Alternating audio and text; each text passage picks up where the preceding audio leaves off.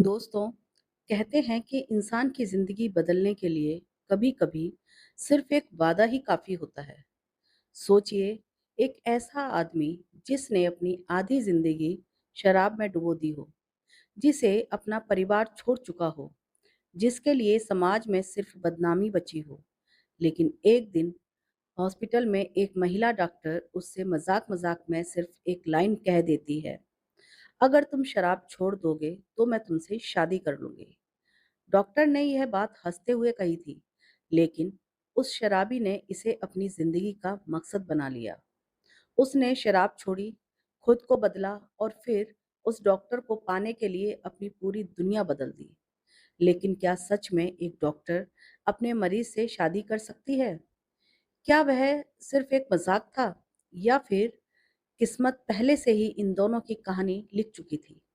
आज की कहानी आपको हंसाएगी भी, रुलाएगी भी और आखिर में दिल को छू जाएगी।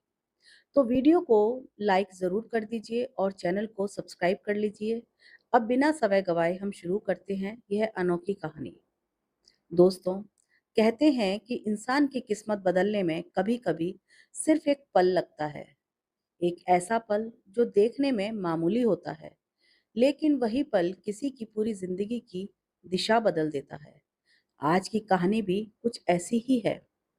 यह कहानी दिल्ली के संगम विहार में रहने वाले एक ऐसे युवक की है, जिसे पूरे मोहल्ले में लोग उसके नाम से नहीं, बल्कि शराबी शेखर कहकर बुलाते थे।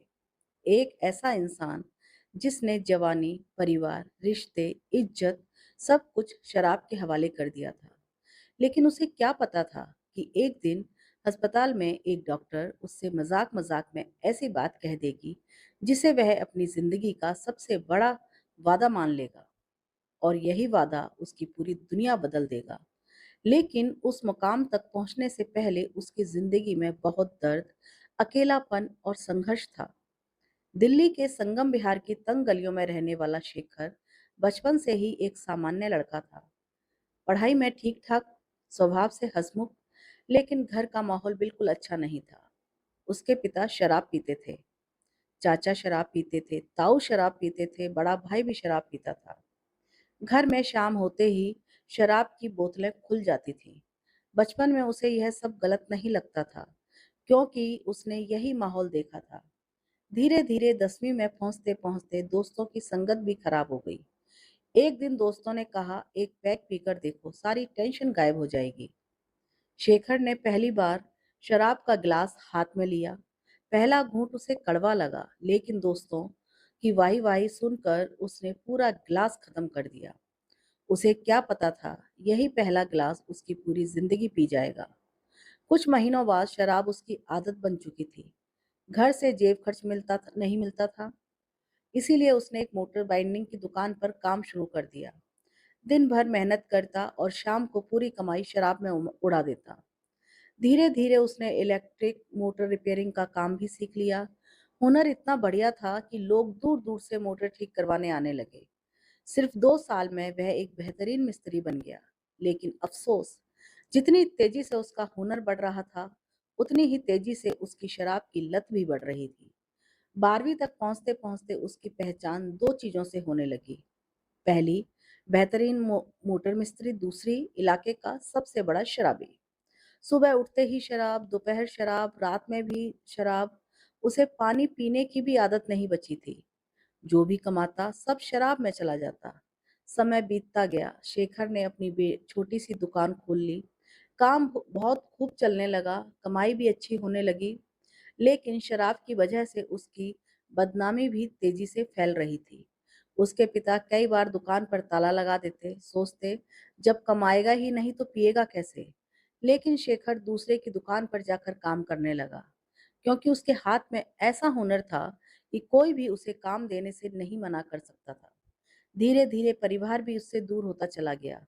रिश्तेदारों ने बुलाना बंद कर दिया, मोहल्ले वालों ने सम्मान देना छोड़ दिया। शादी की बातें शुरू हुई, लेकिन जहां भी रिश्ता जाता, किसी ना किसी दिन शेखर शराब पीकर लड़की वालों के सामने पहुंच जाता और रिश्ता वहीं खत्म हो जाता। 2-3 लड़कियां उसकी जिंदगी में आईं, लेकिन शराब के कारण वे भी उसे छोड़कर चली गई। अब शेखर पूरी तरह अकेला हो चुका था। ना परिवार, ना दोस्त, ना कोई अपना, बस एक दुकान और शराब की बोतल। समय किसी के लिए नहीं रुकता। देखते ही देखते उसकी उम्र 30 पार कर गई। अब शराब का असर उसके शरीर पर दिखने लगा था। चेहरा पीला हो चुका था, वजन कम होने लगा था, भूख खत्म हो गई। लेकिन शराब, वह अब भी पहले जितनी ही पीता था। उसे लगता था जब तक सांस है तब तक शराब है।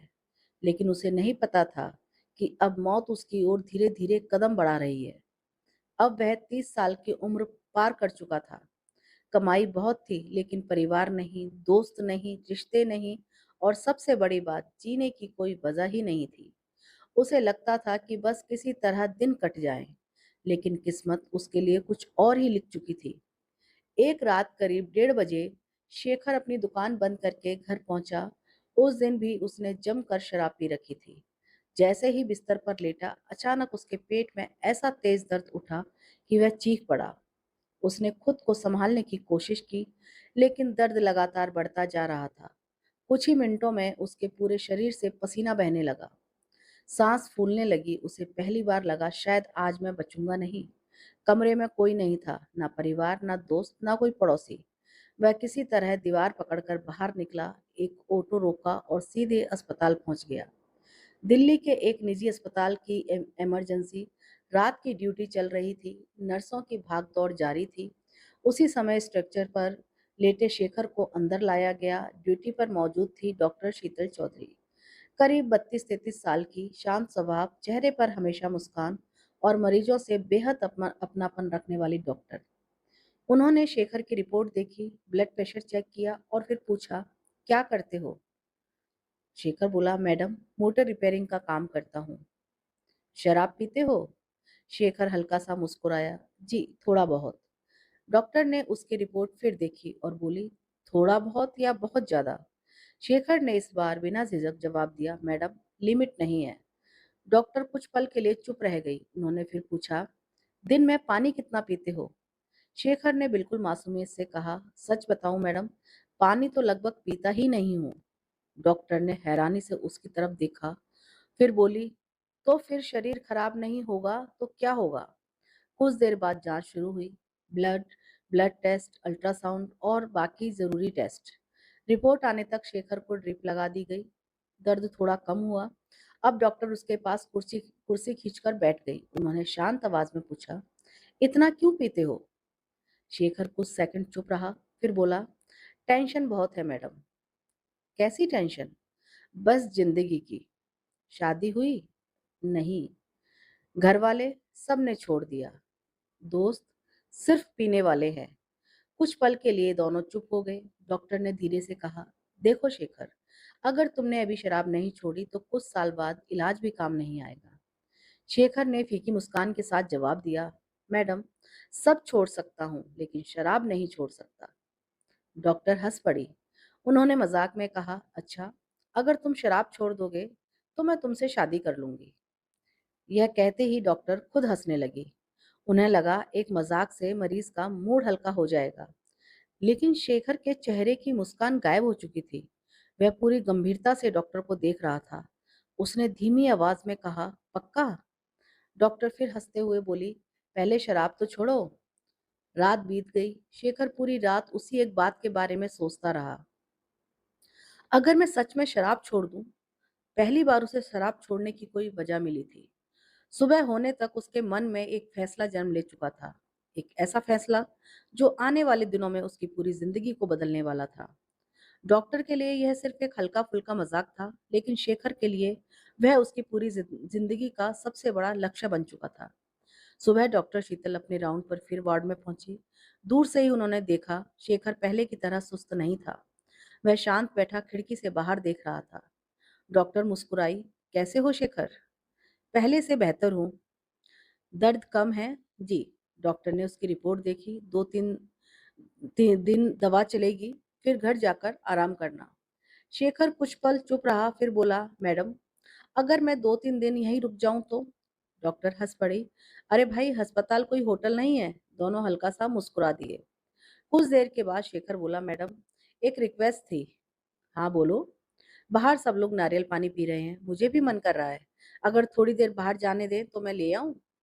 डॉक्टर ने उसकी आंखों में देखा। उन्हें लगा कहीं यह शराब पीने का बहाना तो नहीं। उन्होंने मुस्कुराकर कहा, नहीं, तुम बाहर नहीं जाओगे। मैं किसी स्टाफ से मंगवा देती हूँ। शेखर ने बिना बहस किए सिर हिला दिया। ठीक है। डॉक्टर को पहली बार महसूस हुआ कि यह आदमी जितना दिखता है उतना बुरा नहीं है। अगले दिन शेखर ने अस्पताल के एक कर्मचारी को बुलाया। जेब से पैसे निकालकर बोला, भाई एक काम करोगे क्या? एक अच्छा सा बुके ले आओ। किसके लिए? शेखर हल्का सा मुस्कुराया। जिसने मुझे नई जिंदगी दी है। कुछ देर बाद कर्मचारी एक खूबसूरत फूलों का गुलदस्ता लेकर आया। शेखर उसे अपने बेड के पास रखकर बैठ गया। लेकिन जब डॉक्टर शीतल कमरे में आई तो उसकी हिम्मत ही नहीं हुई कि उन्हें वह बुके दे सके। डॉक्टर ने बुके देखा, मुस्कुराकर बोली, अरे वाह, कोई मिलने आया था क्या? शेखर ने धीरे से कहा, नहीं मैडम, यह मैंने मंगवाया है। अच्छा, किसके लिए? इस बार शेखर ने कांपते हाथों से बुके उठाया और उनकी तरफ बढ़ा दिया। आपके लिए। डॉक्टर कुछ सेकंड चुप रही, फिर मुस्कुराकर बोली, थैंक यू, बहुत सुंदर है। इतना सुनते ही शेखर के चेहरे पर महीनों बाद सच्ची मुस्कान आई। उसी दिन डॉक्टर ने डिस्चार्ज पेपर तैयार कर दिए। अब घर जाइए, समय पर दवा लीजिए और 1 महीने बाद दिखाने आइए। शेखर के मन में अजीब सी उदासी आ गई। जिस अस्पताल से लोग जल्दी निकलना चाहते हैं, वह वहां से जाना ही नहीं चाहता था। धीरे से बोला, मैडम, अगर कोई परेशानी हुई तो? डॉक्टर ने अपने प्रिस्क्रिप्शन पर एक नंबर लिख दिया। यह मेरा नंबर है, कोई मेडिकल परेशानी हो तो कॉल कर लेना। शेखर ने उस नंबर को ऐसे संभाल कर रखा जैसे कोई अपनी सबसे कीमती चीज रखता है। अस्पताल से निकलते ही उसके पुराने दोस्त आ गए। चल भाई, आज तो डिस्चार्ज हुआ है, एक पार्टी हो जाए। पहले वाला शेखर होता तो सबसे पहले बोतल खोल देता, लेकिन इस बार उसने साफ मना कर दिया। दोस्त हैरान रह गए, क्या हुआ, तबीयत खराब है? शेखर ने सिर्फ इतना कहा, अब नहीं पीऊंगा। सब जोर जोर से हंसने लगे। तू और शराब छोड़ देगा? ये मजाक अच्छा था, लेकिन इस बार शेखर नहीं हंसा, क्योंकि उसे पता था वह मजाक नहीं, अपनी जिंदगी का सबसे बड़ा फैसला कर चुका है। उसने ठान लिया था कि अब चाहे कुछ भी हो जाए, शराब को हाथ नहीं लगाऊंगा। लेकिन यह रास्ता बिल्कुल भी आसान नहीं था। घर पहुंचते ही शाम हो चुकी थी। जैसा रोज होता था वैसा ही उस दिन भी हुआ। कुछ ही देर में उसके पुराने दोस्त कमरे पर आ गए। एक ने मुस्कुराते हुए कहा, क्या भाई, अस्पताल से लौटे हो, आज तो जश्न बनता है। दूसरे ने बैग से शराब की बोतल निकालते हुए कहा, चल पहला पैक तेरे नाम। पहले वाला शेखर होता तो बिना सोचे गिलास उठा लेता, लेकिन इस बार उसने बोतल को हाथ भी नहीं लगाया। नहीं, मैं नहीं पीऊंगा। सभी दोस्त हंस पड़े। लगता है अस्पताल वालों ने अच्छी क्लास लगा दी। 2 दिन बाद खुद फोन करेगा, भाई बोतल लेकर आओ। लेकिन शेखर इस बार चुप था। उसने सिर्फ इतना कहा, अब मेरी जिंदगी बदलनी है। दोस्त उसका मजाक उड़ाकर चले गए, लेकिन असली लड़ाई अब शुरू हुई। रात होते ही उसका शरीर शराब मांगने लगा, हाथ कांपने लगे, सिर दर्द से फटने लगा। बार बार मन करता सिर्फ एक पैक पी ले, लेकिन उसी समय उसे अस्पताल का वह पल याद आया जब डॉक्टर शीतल मुस्कुराकर बोली थी, अगर तुम शराब छोड़ दोगे तो मैं तुमसे शादी कर लूंगी। शेखर ने आंखें बंद की और खुद से कहा, नहीं, अब नहीं। उसने पूरी रात करवटें बदलते हुए काट दी। अगली सुबह उसने सबसे पहला काम किया कि वह अपना पुराना कमरा छोड़कर दूसरी जगह रहने चला गया। उसे पता था कि अगर पुराने दोस्तों के बीच रहा तो कभी शराब नहीं छोड़ पाएगा। उसने अपनी अच्छी खासी कमाई से एक छोटा सा 2 BHK फ्लैट लिया। अब वह अकेला था, लेकिन पहली बार उसे यह अकेलापन बुरा नहीं लगा। धीरे धीरे उसकी दिनचर्या बदलने लगी। सुबह जल्दी उठना, नहाना, घर में एक छोटा सा मंदिर बनवाना, अगरबत्ती जलाना और फिर दुकान पर निकल जाना। जो आदमी सुबह शराब से दिन शुरू करता था, वह अब भगवान का नाम लेकर दिन शुरू करता था। उसकी दुकान पहले से अच्छी चलती थी, लेकिन अब फर्क सिर्फ इतना था, पहले कमाई शराब में चली जाती थी, अब वही पैसे बचने लगे थे। उसने अपने कर्मचारियों की तनख्वाह बढ़ा दी, दुकान की मरम्मत कराई, नए औजार खरीदे और धीरे धीरे लोगों ने भी कहना शुरू कर दिया, यार शेखर सच में बदल गया है। उधर हर रात सोने से पहले वह एक चीज जरूर करता, अपने मोबाइल में डॉक्टर शीतल का नंबर खोलकर देखता, लेकिन कॉल करने की हिम्मत नहीं जुटा पाता। कई बार नंबर डायल करता, पहली घंटी बजती और वह घबरा कर काट देता। एक दिन उसने हिम्मत करके फिर से कॉल लगाया। इस बार भी 2 रिंग के बाद उसने फोन काट दिया। कुछ देर बाद उसके मोबाइल पर घंटी बजी। स्क्रीन पर नाम नहीं था, सिर्फ वही नंबर चमक रहा था। उसके हाथ कांपने लगे। उसने डरते डरते उठाया फोन। हेलो। उधर से वही मीठी आवाज आई। हाँ शेखर जी, आपने कॉल किया था। शेखर कुछ पल चुप रहा, फिर बोला, जी मैडम, बस पूछना था कि मैं ठीक तो हो रहा हूँ ना। डॉक्टर शीतल मुस्कुराई। दवा समय पर ले रहे हो? जी। और उन्होंने हल्के मजाक में पूछा, शराब तो नहीं पी रहे? शेखर ने बिना एक पल गवाए जवाब दिया, मैडम, जिस दिन आपने कहा था उसी दिन छोड़ दी। फोन के दूसरी तरफ कुछ सेकंड की खामोशी छा गई। डॉक्टर शीतल को पहली बार एहसास हुआ, जिस बात को उन्होंने मजाक समझा था, उस लड़के ने उसे अपनी जिंदगी का वादा बना लिया है। शेखर ने शराब पूरी तरह छोड़ दी थी। उसकी जिंदगी बदल रही थी। काम बढ़ रहा था। लोगों की नजर में उसकी इज्जत लौट रही थी। लेकिन उसके दिल में अब सिर्फ एक ही नाम था, डॉक्टर शीतल चौधरी। वह उनसे बात करने के बहाने ढूंढता रहता था। हर दिन उनके बारे में सोचता और हर रात उनकी आवाज याद करके सो जाता। देखते ही देखते एक महीना पूरा हो गया। जिस दिन दोबारा अस्पताल जाना था, उस दिन शेखर सुबह सुबह उठ गया। आज वह किसी मरीज की तरह नहीं, बल्कि किसी अपने से मिलने जा रहा था। उसने नई शर्ट पहनी, जूते चमकाए, बाल ठीक किए और रास्ते में से एक खूबसूरत फूलों का गुलदस्ता खरीद लिया। अस्पताल पहुंचते ही वह सीधे डॉक्टर शीतल के चैम्बर के बाहर बैठ गया। जैसे ही उसका नंबर आया, वह धीरे धीरे अंदर गया। डॉक्टर ने ऊपर देखा और मुस्कुराकर बोली, अरे वाह, आज तो बड़े स्मार्ट लग रहे हो। शेखर के चेहरे पर हल्की सी मुस्कान आ गई। उसने गुलदस्ता उनकी ओर बढ़ाते हुए कहा, ये आपके लिए। डॉक्टर ने हंसते हुए फूल ले लिए। लगता है अब हर बार फूल लेकर आओगे। अगर आपको अच्छे लगते हैं तो हर बार लाऊंगा। डॉक्टर कुछ पल उसे देखती रही, फिर उसकी रिपोर्ट देखने लगी। रिपोर्ट पहले से काफी बेहतर थी। लीवर में सुधार दिख रहा था, शरीर भी पहले से स्वस्थ लग रहा था। डॉक्टर शीतल ने मुस्कुराकर कहा, बहुत अच्छा, तुम सच में बदल रहे हो। बस यही एक तारीफ शेखर के लिए पूरी दुनिया से बढ़कर थी। उस दिन घर लौटने के बाद उसका दिल बेचैन था। वह अपनी भावनाएं छिपा नहीं पा रहा था। रात को उसने मोबाइल उठाया और डॉक्टर शीतल को एक लंबा व्हाट्सएप मैसेज लिख दिया। उसने लिखा, मैडम, आपने मुझे नई जिंदगी दी है। पहले मैं सिर्फ सांस ले रहा था, अब जी रहा हूँ। मुझे नहीं पता मैं आपके लायक हूँ या नहीं, लेकिन मैं आपसे दिल से प्यार करने लगा हूँ। अगर आप मुझे अपना जीवन साथी बना लें तो मैं जिंदगी भर आपका सम्मान करूंगा और आपकी बेटी को अपनी बेटी की तरह रखूंगा। काफी देर तक वह स्क्रीन को देखता रहा, फिर कांपते हाथों से सेंड कर दिया। मैसेज पहुंच गया। कुछ देर बाद उस पर दो नीले टिक भी आ गए, यानी डॉक्टर ने मैसेज पढ़ लिया था। शेखर पूरी रात मोबाइल हाथ में लेकर बैठा रहा। हर 2 मिनट बाद स्क्रीन देखता, लेकिन कोई जवाब नहीं आया। रात के लगभग 12 बजे अचानक उसका फोन बजा। स्क्रीन पर लिखा था, डॉक्टर शीतल चौधरी। उसका दिल तेजी से धड़कने लगा। उसने डरते डरते रिसीव किया। शेखर। आवाज इस बार पहले जैसी नहीं थी, काफी गंभीर थी। ये सब क्या मैसेज भेजा है तुमने? शेखर बिल्कुल चुप हो गया। उसके मुंह से सिर्फ एक शब्द निकला, सॉरी मैडम। डॉक्टर बोली, तुम्हें मेरे बारे में इतनी बातें किसने बताई?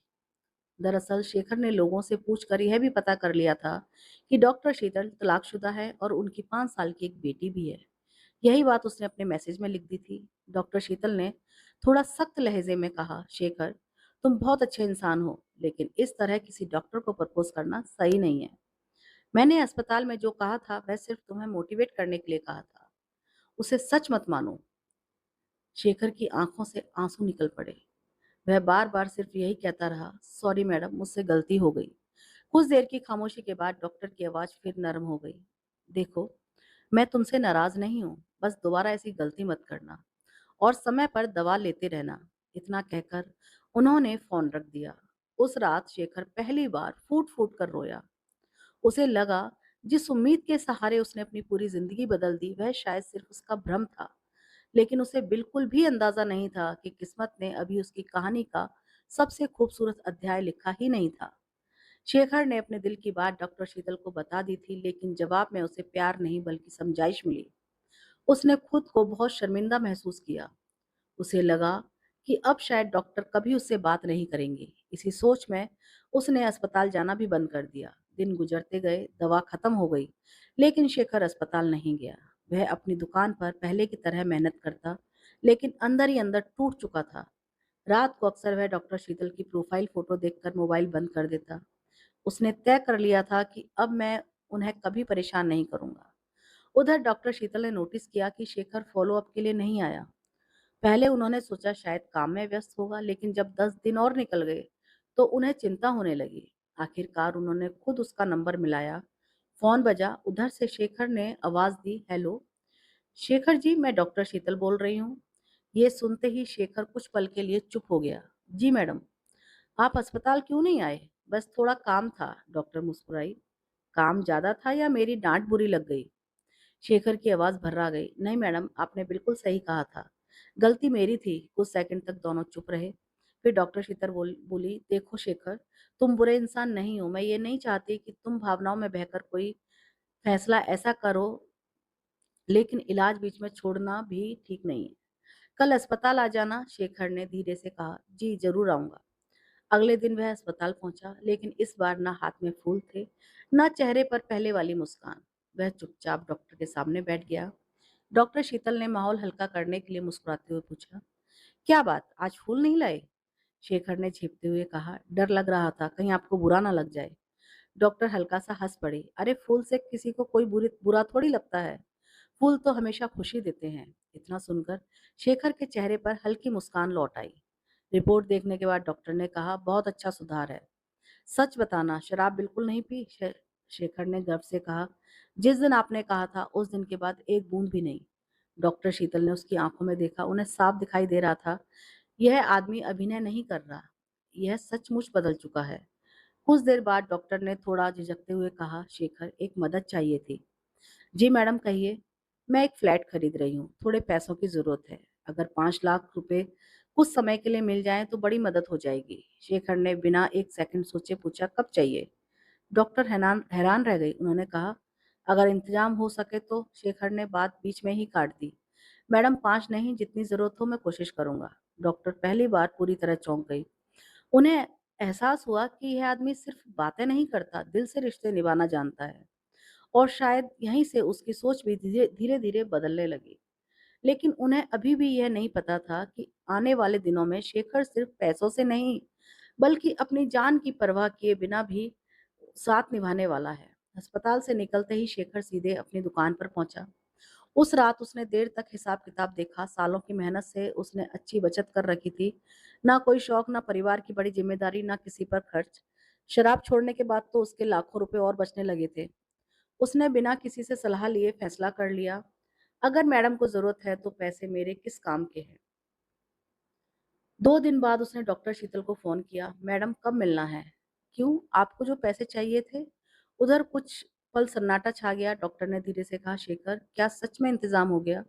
जी मैडम, लेकिन मैंने तो 5 लाख मांगे थे। शेखर मुस्कुराया। आपने कहा था जरूर, उससे ज्यादा है तो जितना मेरे बस में था उतना कर दिया। अगले दिन दोनों बैंक में मिले। डॉक्टर को लगा शायद शेखर 5 लाख लेकर आएगा, लेकिन जब उसने दस्तावेज और रकम दिखाई तो डॉक्टर शीतल कुछ पल तक उसे देखती ही रह गई। शेखर, ये तो 15 लाख है। जी मैडम। तुम्हें डर नहीं लगता अगर मैं वापस ना करूं तो? शेखर ने मुस्कुरा कर कहा, जिस इंसान ने मुझे नई जिंदगी दी उस पर भरोसा करने से कैसा डर। यह सुनकर डॉक्टर शीतल की आंखें कुछ पल के लिए नम हो गईं। उन्होंने पहली बार महसूस किया कि आज के समय में बिना किसी स्वार्थ के किसी पर इतना भरोसा करना आसान नहीं होता। उस दिन के बाद दोनों के बीच बातचीत पहले से थोड़ी ज्यादा होने लगी। अब फोन सिर्फ दवा तक सीमित नहीं रहते थे। कभी काम की बात, कभी जिंदगी की, कभी हंसी मजाक, और कभी घंटों की चुप्पी भी बहुत कुछ कह जाती थी। शेखर आज भी उन्हें मैडम ही कहता था और हर बात में अंत में कहता, जी मैडम। उसकी यही सादगी धीरे धीरे डॉक्टर शीतल के दिल में जगह बनाने लगी। कुछ दिनों बाद डॉक्टर शीतल की बेटी निकिता का 5वां जन्मदिन था। उन्होंने अस्पताल के कुछ डॉक्टरों, दोस्तों और करीबी लोगों को बुलाया। बहुत सोचने के बाद उन्होंने शेखर को भी फोन किया। शेखर जी। जी मैडम, अगर आप फ्री हो तो शाम को निकिता के बर्थडे में आ जाइए। शेखर की खुशी का ठिकाना नहीं रहा। उसे लगा यह सिर्फ एक निमंत्रण नहीं बल्कि भरोसे की पहली सीढ़ी है। शाम को वह समय से पहले पहुंच गया, लेकिन उसके हाथ में जो गिफ्ट था उसे देखकर वहां मौजूद हर व्यक्ति दंग रह गया। एक खूबसूरत डायमंड नेकलेस सेट, जिसकी कीमत करीब 2.5 लाख रुपए थी। जब उसने यह गिफ्ट निकिता को दिया तो कमरे में मौजूद लोग एक दूसरे का चेहरा देखने लगे। किसी को समझ नहीं आ रहा था कि यह साधारण सा दिखने वाला इंसान आखिर है कौन। लेकिन शेखर के लिए यह कोई महंगा गिफ्ट नहीं था। वह तो सिर्फ उस बच्ची के चेहरे पर मुस्कान देखना चाहता था, जिसे वह दिल से अपनाने लगा था। उसे बिल्कुल भी अंदाजा नहीं था कि कुछ ही देर में इस खुशी के माहौल में ऐसा तूफान आने वाला है जो उसकी और डॉक्टर शीतल की जिंदगी हमेशा के लिए बदल देगा। डॉक्टर शीतल की बेटी निकिता के जन्मदिन पर शेखर एक महंगा तोहफा लेकर पहुंचा था। धीरे धीरे डॉक्टर शीतल का भरोसा उस पर बढ़ने लगा, लेकिन उन्हें क्या पता था कि कुछ ही मिनटों में उनकी खुशियों में ऐसा तूफान आने वाला है जो सब कुछ बदल देगा। शाम का समय था। पूरा हॉल मेहमानों से भरा हुआ था। बच्चे केक का इंतजार कर रहे थे। डॉक्टर, रिश्तेदार और पड़ोसी आपस में बातें कर रहे थे। तभी दरवाजा जोर से खुला। सबकी नजर एक साथ उधर घूम गई। दरवाजे पर खड़ा था प्रभाकर, डॉक्टर शीतल का पूर्व पति। चेहरे पर गुस्सा, आंखों में नशा और आवाज में वही पुराना अहंकार। उसे देखते ही डॉक्टर शीतल का चेहरा उतर गया। वह समझ गई आज फिर कोई तमाशा होने वाला है। प्रभाकर अंदर आते ही ऊंची आवाज में बोला, वाह, बिना मुझे बताए पार्टी हो रही है। पूरा हॉल शांत हो गया। निकिता डर कर अपनी माँ के पीछे छुप गई। डॉक्टर शीतल ने खुद को संभालते हुए कहा, प्रभाकर, आज हमारी बेटी का जन्मदिन है, कृपया कोई हंगामा मत करो। लेकिन वह सुनने वालों में नहीं था। वह लगातार उल्टी सीधी बातें करने लगा। मेहमान असहज हो गए। कोई बीच में आने की हिम्मत नहीं कर रहा था। तभी शेखर धीरे से आगे बढ़ा। उसने दोनों हाथ जोड़ दिए। सर, आज बच्ची का जन्मदिन है। अगर कोई बात करनी है तो किसी और दिन कर लीजिए। प्रभाकर ने घूरते हुए पूछा, तू कौन है? शेखर ने विनम्रता से जवाब दिया, कोई नहीं, बस चाहता हूं कि आज का दिन खराब ना हो। प्रभाकर हंस पड़ा, बहुत हमदर्द बन रहा है। शेखर फिर भी शांत रहा। सर, आप बैठ जाइए, मैं आपके लिए खाना लेकर आता हूँ। लेकिन प्रभाकर का गुस्सा बढ़ चुका था। उसने अचानक शेखर के गाल पर एक जोरदार थप्पड़ मार दिया। पूरा हॉल सन रह गया। सबको लगा अब झगड़ा होगा। लेकिन शेखर ने पलटकर हाथ नहीं उठाया। उसने सिर्फ इतना कहा, अगर इससे आपका गुस्सा शांत हो जाए तो एक थप्पड़ और मार लीजिए। बस आज मैडम और बच्ची को मत रुलाइए। यह सुनकर वहां मौजूद लोग हैरान रह गए। ऐसा धैर्य, ऐसी विनम्रता किसी ने नहीं देखी थी। डॉक्टर शीतल की आंखों से आंसू आ गए। उन्होंने आगे बढ़कर प्रभाकर को रोकने की कोशिश की, लेकिन वह उससे भी बदतमीजी करने लगा। अब बात हद से आगे बढ़ चुकी थी। डॉक्टर शीतल ने तुरंत पुलिस को फोन कर दिया। पुलिस का नाम सुनते ही प्रभाकर गुस्से में वहां से निकल गया। कुछ ही देर बाद माहौल धीरे धीरे सामान्य हुआ, लेकिन जन्मदिन की खुशी फीकी पड़ चुकी थी। मेहमान एक एक करके जाने लगे। डॉक्टर शीतल शेखर के पास आई। उनकी आंखें नम थी। उन्होंने कहा, शेखर, आज जो हुआ उसके लिए मैं सच में माफी मांगती हूँ। शेखर मुस्कुराया और बोला, मैडम, आप क्यों माफी मांग रही हैं? गलती मेरी भी नहीं है और आपकी भी नहीं है। शीतल बोली, लेकिन आपको मेरी वजह से खाना पड़ा। शेखर मुस्कुराया और बोला, अगर आपकी इज्जत बचाने के लिए 100 थप्पड़ भी खाने पड़े तो मुझे कोई अफसोस नहीं होगा। यह सुनते ही डॉक्टर शीतल कुछ पल के लिए उसे देखती रह गई। उस दिन पहली बार उन्होंने शेखर को सिर्फ एक मरीज की तरह नहीं, बल्कि एक सच्चे और नेक इंसान की तरह देखा। उन्हें महसूस होने लगा कि जिस इंसान को दुनिया शराबी कहकर ठुकराती रही, उसके दिल में कितना सम्मान और कितना प्रेम छिपा है। उन्हें कभी नहीं पता था कि बहुत जल्द यही एहसास उनके दिल में प्यार बनकर जन्म लेने वाला है। निकिता के जन्मदिन पर प्रभाकर ने खूब खूब हंगामा किया, लेकिन शेखर ने ना गुस्सा किया, ना हाथ उठाया। उसने अपनी बेइज्जती सह ली, सिर्फ इसलिए कि डॉक्टर शीतल और उनकी बेटी की खुशियों पर कोई आंच ना आए। यही घटना डॉक्टर शीतल के दिल को भीतर तक छू गई। उस रात पार्टी खत्म होने के बाद डॉक्टर शीतल देर तक सो नहीं सकी। बार बार उनके सामने वही दृश्य आ रहा था। शेखर का थप्पड़ खाना और फिर मुस्कुराकर कहना, अगर आपकी इज्जत बचाने के लिए 100 थप्पड़ भी खाने पड़े तो मुझे कोई अफसोस नहीं होगा। नहीं, उन्होंने खुद से सवाल किया, क्या आज के समय में कोई इंसान बिना किसी स्वार्थ के इतना कर सकता है? पहली बार उन्हें शेखर के लिए सम्मान से भी बढ़कर कुछ महसूस होने लगा। उधर शेखर अपनी दुनिया में खुश था। उसे किसी इनाम की उम्मीद नहीं थी। उसने जो किया वह सिर्फ अपने दिल की आवाज पर किया था। अगले दिन फिर वह अपनी दुकान पर था। पहले की तरह मोटर खोल रहा था, ग्राहकों से मुस्कुराकर बात कर रहा था और शाम को मंदिर में दीपक जलाकर भगवान का धन्यवाद कर रहा था। 2 दिन बाद डॉक्टर शीतल पहली बार उसकी दुकान पर पहुंची। दुकान के लड़के उन्हें देखकर चौंक गए। भैया, कोई मैडम आपसे मिलने आई है। शेखर बाहर आया, डॉक्टर को देखकर घबरा गया। अरे मैडम, आप यहाँ? डॉक्टर शीतल मुस्कुराई। क्यों, मैं नहीं आ सकती क्या? शेखर हड़बड़ा गया। नहीं, मेरा मतलब, जरूर आइए। डॉक्टर ने पूरी दुकान देखी, साफ सफाई, काम करने का तरीका, कर्मचारियों का सम्मान। यह सब देखकर वह प्रभावित हुई। एक कर्मचारी बोला, मैडम, पहले भैया बहुत गुस्सा करते थे, शराब छोड़ने के बाद तो बिल्कुल बदल गए हैं। अब तो हम लोगों को परिवार की तरह रखते हैं। यह सुनकर डॉक्टर शीतल चुपचाप मुस्कुरा दी। उन्हें महसूस हुआ कि जिस बदलाव की उन्होंने उम्मीद की थी वह सचमुच हो चुका है। कुछ दिनों बाद डॉक्टर शीतल ने नए फ्लैट के गृह प्रवेश पूजा रखने का फैसला किया। मेहमानों की लंबी सूची थी, अस्पताल की ड्यूटी अलग, घर की तैयारी अलग। उन्हें समझ नहीं आ रहा था कि सब कैसे मैनेज होगा, लेकिन उन्होंने शेखर को फोन किया। शेखर जी। जी मैडम। एक मदद चाहिए, आदेश दीजिए। अगर आप कुछ दिन समय दे सकें तो तैयारी आसान हो जाएगी। शेखर बिना एक पल गवाए बोला, मैडम आप चिंता मत करिए, यह जिम्मेदारी मेरी रही। अगले 7 दिन शेखर ने अपनी दुकान कर्मचारियों के भरोसे छोड़ दी। वह सुबह से रात तक शीतल के नए घर की तैयारी में लगा रहा।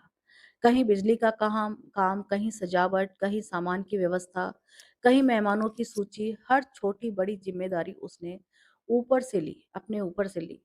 डॉक्टर शीतल के माता पिता भी हरियाणा से आए हुए थे। उन्होंने देखा कि यह लड़का बिना किसी स्वार्थ के हर काम पूरे मन से कर रहा है। एक दिन शीतल की माँ ने मुस्कुराकर बेटी से कहा, बेटा, यह लड़का बहुत अच्छा है।